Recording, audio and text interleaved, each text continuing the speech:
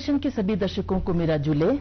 लद्दाख को अलग से केंद्र शासित प्रदेश बने पूरे 2 साल हो चुके हैं और इन 2 सालों में लद्दाख में किस तरह के बदलाव आए हैं और आने वाले समय में प्रशासन की तरफ से विकास के क्षेत्र में किस प्रकार की परियोजनाएं बनाई गई हैं, ये जानने के लिए आज हम केंद्र शासित प्रदेश लद्दाख के प्रथम माननीय उपराज्यपाल श्री R.K. माथुर जी के साथ हम चर्चा करेंगे।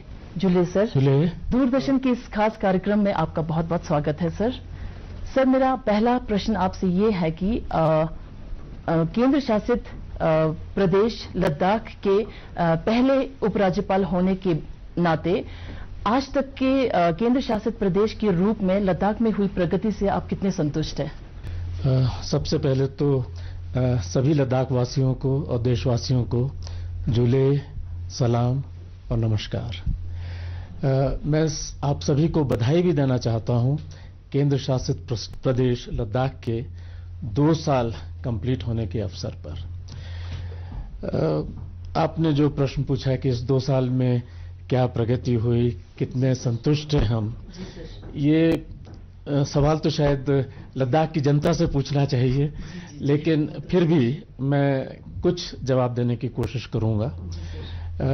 पहली चीज तो मैं ये मानता हूं कि केंद्र शासित प्रदेश होने का एक बहुत जो बड़ा बेनिफिट है, उसका एक जो स्वरूप होगा वो हल्के हल्के बाहर आने लगा है।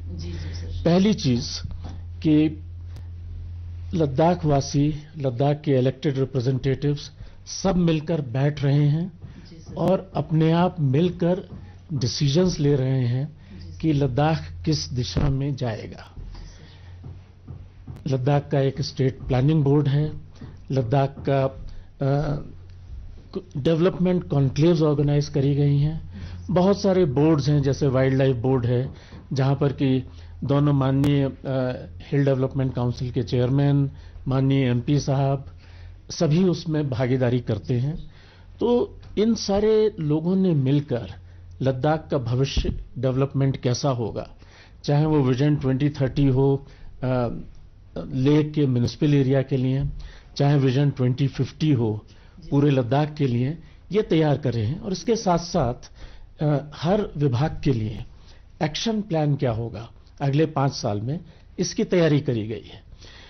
ये पहली बार हिस्ट्री में हो रहा है आजाद भारतवर्ष की कि लद्दाख के लोग अपने आप मिलकर बैठकर अपना भविष्य बनाने की कोशिश कर रहे हैं और साथ साथ उस भविष्य को एक्चुअलाइज करने में, जमीन पर लाने में उन्हीं का हाथ है।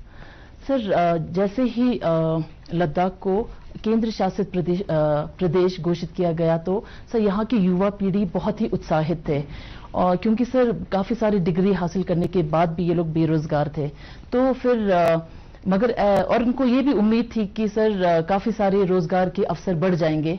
तो इस पर आप क्या कहेंगे सर?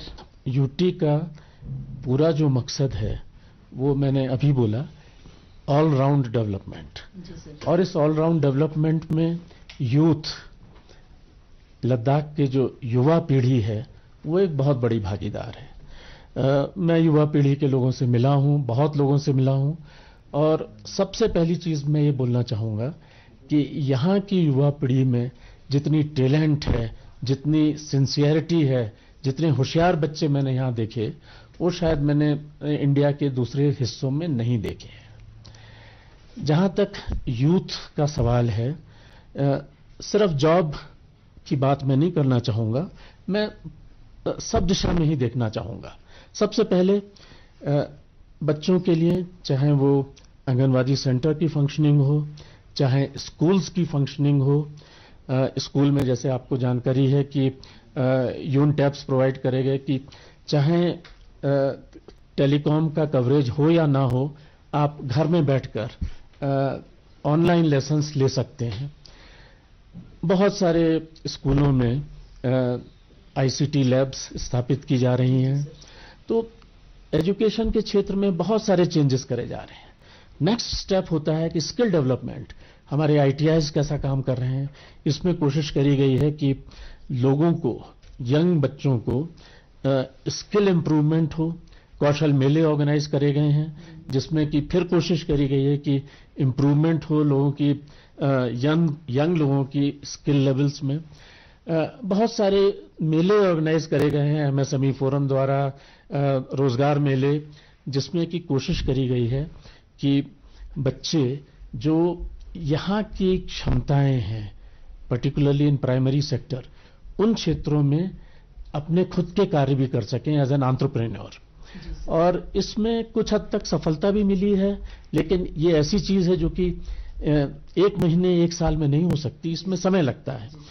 लेकिन मेरा ये मानना है कि यहाँ का यूथ इस दिशा में बहुत स्ट्रांगली आगे बढ़ सकता है, even if they are the first generation entrepreneur. और इसमें इतना स्कोप है कि इस फर्स्ट जनरेशन को मुझे लगता है कि बहुत शीघ्र ही इसमें काफी सफलता मिलेगी।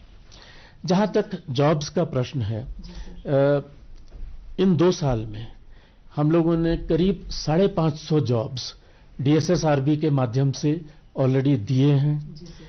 साथ साथ जो सबसे इंपॉर्टेंट चीज है, एसटी रिजर्वेशन, वो हमने नोटिफिकेशन निकाला है। रेजिडेंट सर्टिफिकेट क्या डेफिनेशन है, ये हमने नोटिफिकेशन निकाला है।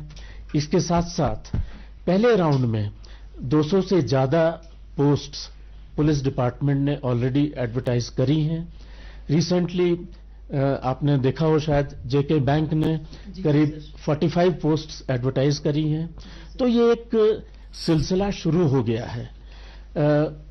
हमारी कोशिश ये है कि आने वाले 1 महीने 2 महीने में और भी विभागों की बहुत सारी पोस्ट्स एडवर्टाइज करी जा सकें, ताकि इन जॉब्स का लाभ अनएम्प्लॉयड यूथ को मिल सके। सर, हम सबको पता है कि लद्दाख एक लोकप्रिय टूरिस्ट डेस्टिनेशन है और एक सबसे बड़ी इंडस्ट्री भी टूरिज्म डिपार्टमेंट ही है लद्दाख में। तो सर, एक तरफ से तो हम टूरिज्म को बढ़ावा दे रहे हैं और दूसरी तरफ हम लद्दाख के नेचुरल इकोसिस्टम को थोड़ा सा हानि पहुंचा रहे हैं। तो प्रशासन की तरफ से ऐसे कुछ प्रबंध किए गए हैं कि हम लोग टूरिज्म को भी बढ़ावा दे सकें और हमारे इको सेंसिटिव जोन जैसे पैंगोंग लेक है उनको भी सुरक्षित रख सके। हमारी कोशिश ये होगी कि टूरिस्ट का नंबर चाहे ना बढ़े, लेकिन 2 चीजें उसमें हों, और इसके लिए हम कोशिश कर रहे हैं। पहली चीज, टूरिस्ट सिर्फ लेह में या कारगिल में या पैंगोंग ना जाएं, वो जाएं in different parts of Ladakh. वो संभव होगा only through whom stay arrangements, जिसको हम बहुत लार्ज स्केल पर एनकरेज कर रहे हैं। इस साल भी हमारी कोशिश है कि करीब 500 से 1000 के बीच में नए होम स्टेज बन सकें। मेरा ये मानना है कि अगर टूरिस्ट होम स्टे में जाकर रहेगा, तो जैसे होम स्टे के फैमिली की सेंसिटिविटी है टुवर्ड्स द नेचर, वही सेंसिटिविटी वो भी सीखेगा, वही इंप्लीमेंट करेगा। पैंगोंग के आसपास बहुत सारे गांव हैं, वहां पर बजाय इसके कि सिर्फ एक सुबह गाड़ी लेकर चला जाए लेह से और वापस आ जाए, हो सकता है वहां जाके कुछ डैमेज भी करे, उसके बजाय पैंगोंग के आसपास गांवों में जाकर अगर होम स्टे करता है, लोगों के साथ रहता है, तो मेरा ये मानना है कि वो नेचर को खराब नहीं करेगा। तो एक ये मेजर अप्रोच है कि होम स्टेज जितने ज्यादा से ज्यादा हो सकें, टूरिस्ट एरियाज में हो सके। वैसे तो पूरा लद्दाख ही एक टूरिस्ट एरिया जैसा है, तो एक फायदा उससे मिलेगा। दूसरी चीज जो हम लोग कोशिश कर रहे हैं कि टूरिज्म सिर्फ समर्स का ना रहे, ये पूरे साल का हो। अगर यही 3 लाख टूरिस्ट बजाय इसके कि 3 महीने 4 महीने में आते हैं, पूरे 12 महीने में आएंगे, तो नेचर के ऊपर उनका इम्पैक्ट डेफिनेटली कम होगा। तो ये 2 मेजर रास्ते हम लोग सोच रहे हैं। सर, लद्दाख को कार्बन न्यूट्रल क्षेत्र बनाने का जो विजन है, ये काफी चर्चे में रहा है और इसका काफी प्रचार हुआ है। तो इस लक्ष्य को प्राप्त करने के लिए हमने अब तक कौन से महत्वपूर्ण कदम उठाए? सबसे पहले तो मैं माननीय प्रधानमंत्री जी को धन्यवाद देना चाहूंगा। ये उन्होंने ही पार्लियामेंट में भी और लाल किले से भी 15 अगस्त को घोषणा की that Ladakh must be A carbon neutral area. इस पिछले 2 साल में देखा है मैंने कि एक लोकल सेंसिटिविटी है कि इकोसिस्टम को बचाना है। इकोसिस्टम को बचाने के लिए कार्बन न्यूट्रलिटी एक मंत्र है जो कि माननीय प्रधानमंत्री जी ने दिया है। इसको अचीव करने के लिए अभी तक क्या कोशिशें हुई, मैं बहुत संक्षेप में आपको बताना चाहूंगा। सबसे पहले पावर सेक्टर।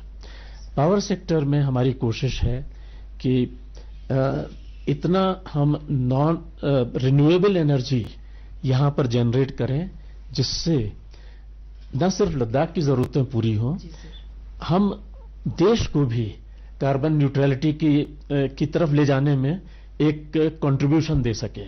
उस डायरेक्शन में हमने माननीय प्रधानमंत्री जी ने अप्रूवल दिया है 7,500 मेगावाट सोलर प्रोजेक्ट का, जिसका काम हम लोग आगे बढ़ा रहे हैं।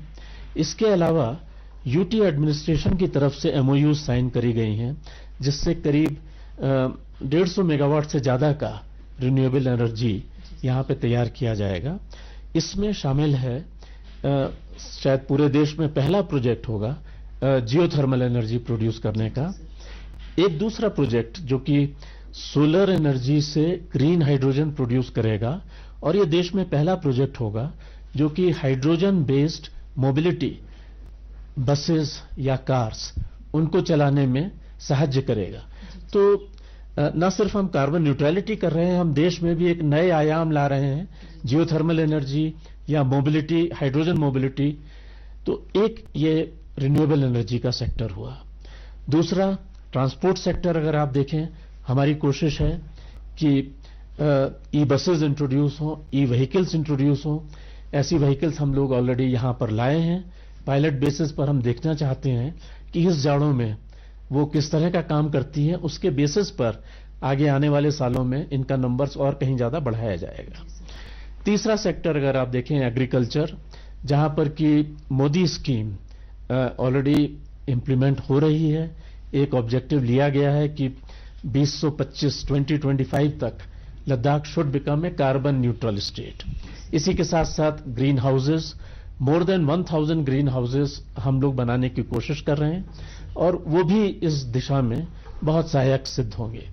इसी तरह सिंगल यूज प्लास्टिक, उसको खत्म करने, इसमें मैं लद्दाख की जनता की भी बहुत तारीफ करना चाहूंगा कि दूसरे देश के हिस्सों में अगर देखें तो चाहे वो ऑर्डर निकले हों इंप्लीमेंट नहीं होते, लेकिन लद्दाख एक ऐसी जगह है जहां मैं देखता हूं कि चाहे वो शॉपकीपर हो चाहे आम जनता हो, सिंगल यूज प्लास्टिक सबने अपनाया है, माना है और इंप्लीमेंट हो रहा है। तो ये बहुत बहुत बड़ी चीज है। वक्त की कमी है तो आप कार्यक्रम के अंत में दर्शकों को कुछ संदेश देना चाहेंगे? मैं सिर्फ लद्दाख वासियों को सबसे पहले फिर से इस 2 वर्ष कंप्लीशन पर बधाई देना चाहता हूं। दूसरा संदेश मेरा सिर्फ यही है कि एडमिनिस्ट्रेशन, इलेक्टेड रिप्रेजेंटेटिव्स सब आपके साथ हैं, सब मिलकर आपके साथ काम कर रहे हैं। हम सब मिलकर कोशिश करें, हम सब मिलकर ये एक निश्चय करें कि जैसा लद्दाख हमें चाहिए, जैसे हमारे ड्रीम्स हैं लद्दाख के विषय में, उस दिशा में हम लोग तेजी से आगे बढ़ें और उसे अचीव करें। और ये तभी संभव होगा जब सब मिलकर इकट्ठे काम करेंगे। तो आइए सब मिलकर इकट्ठे काम करने की कोशिश करें और लद्दाख को और बड़ी ऊंचाइयों पर ले जाने की कोशिश करें। जी सर, तो मुझे पूरी उम्मीद है कि दर्शकों को इस चर्चे के माध्यम से काफी सारी जानकारी हासिल हुई होगी कि किस तरह से प्रशासन कड़ी मेहनत कर रही है लद्दाख को विकास की ओर बढ़ाने के लिए। तो मैं माननीय उपराज्यपाल जी को सभी दर्शकों की तरफ से बहुत बहुत आभार प्रकट करना चाहती हूं कि आपने इस कार्यक्रम के लिए अपना कीमती समय निकाला। धन्यवाद सर। जुले।